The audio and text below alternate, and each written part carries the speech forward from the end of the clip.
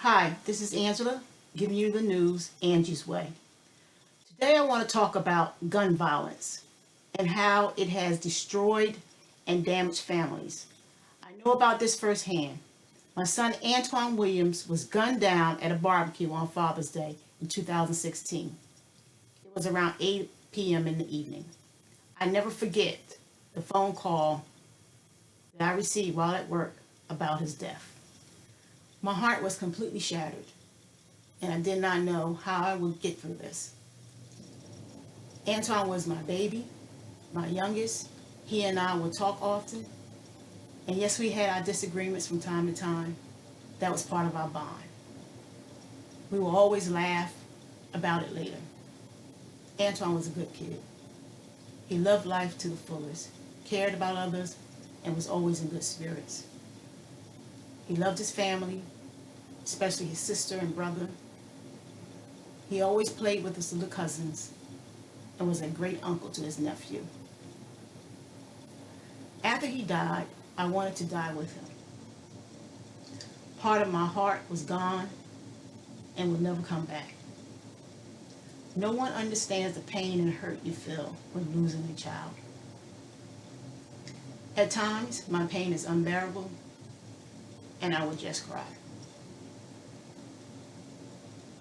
My emotions comes in waves.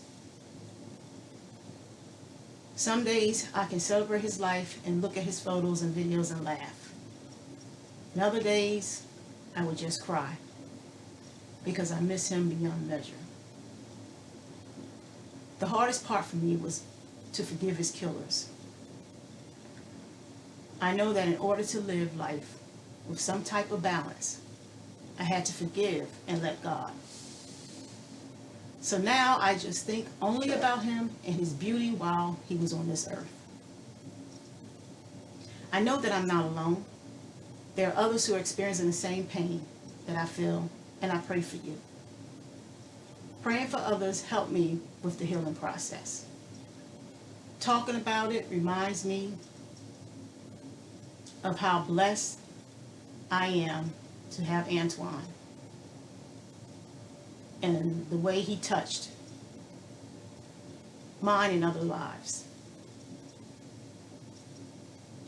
With all the pain we are feeling, you would think that our leaders that we put in office would understand, but they simply don't. Let's dive into gun violence in America. For all the obsession that Americans have with guns, the country has awful little scientific data to show for it. In 1996, Congress passed a law with a provision known as the Dickey Amendment that effectively prohibit the Centers of Disease Control and Prevention from using its life-saving budget to study gun violence. As a result, for decades, the U.S. has not thrown its full resources at the problem the way it has with tobacco or car crashes. After the school shooting in Portland, Florida last year, and the wave of activism that followed, Congress clarified that the CDC could, in fact, use funds to study gun violence. It just didn't earmark any additional money for the purpose. Months later, Democrats regained the majority in the House. They've been using the status to fight to get $50 million explicitly earmarked for studying the underpinnings of America's gun violence problem. Marco Rubio is one of the highest paid politicians from NRA. They have him in their pocket. This is why he has failed to enact. The $50 million earmarked by the House still needs to be approved in the Senate. And the biggest obstacle, Senator Majority Leader Mitch McConnell has tried as hard as he can to prevent bills that even mention firearms from seeing the light of day from the Senate floor. So he is mightily in control. Donald Trump and Mitch McConnell are playing the passing game. Both have said that they both are waiting on each other. to pass some type of legislation on gun violence, but no movement thus far. They too are being paid by the NRA. The NRA donated over $30 million to help Donald Trump win the election. In 2017, the most recent year for which complete data is available, 39,773 people died from gun-related injuries in the United States, according to the CDC. This figure includes gun murders and gun suicides. U.S. gun death rates vary widely by state to state in 2017. The states with the highest rates of gun-related deaths, counting murders, suicides, and all other categories tracked by the CDC were Alaska, Alabama, Montana, Louisiana, Missouri, Mississippi, and Arkansas. The states with the lowest rates were New Jersey, Rhode Island, New York, Massachusetts, and Hawaii, according to the Pew Research. These are the countries that are considerably lower than ours: Canada, Australia, as well as European nations such as France, Germany, and Spain. But the rate in the U.S. are much lower than El Salvador, Venezuela, Colombia, and Honduras. The study found overall the U.S. ranks 20th in its gun fatality rate. In February, the Democratic-controlled House passed two bills that would have tightened background checks on gun buyers. But the GOP-controlled Senate never took up either of the bills, and Trump had promised to veto the legislation.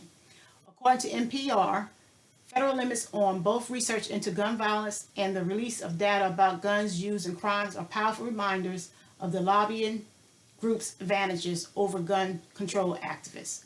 For decades, the NRA pushed legislation that stifled the study and spread of information about the causes of gun violence. According to the Daily Beast, the NRA lobbied heavily for the amendment, and its author, Representative Jay Dickey, even called himself the organization's point man. The NRA told members that research on the gun epidemic will lead you to losing all your guns, according to Rosenberg.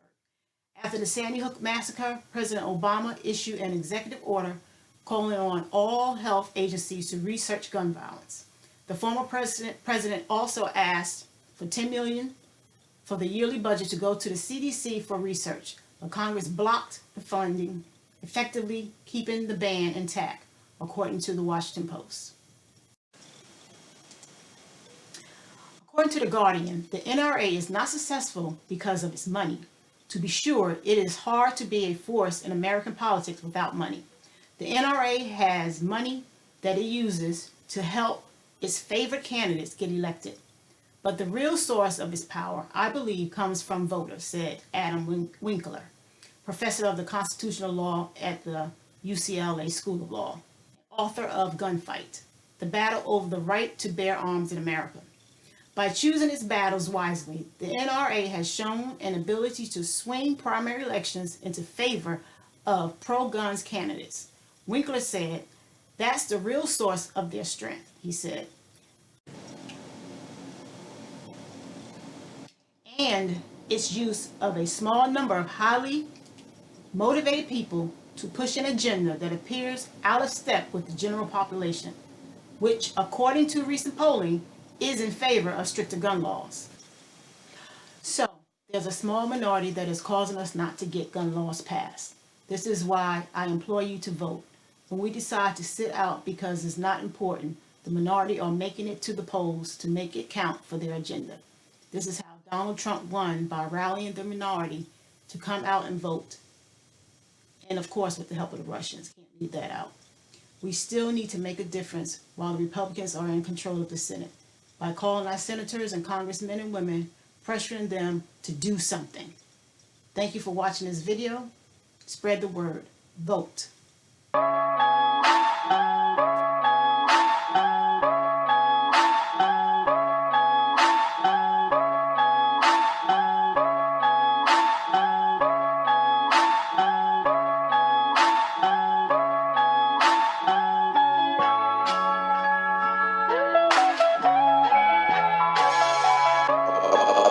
Crook.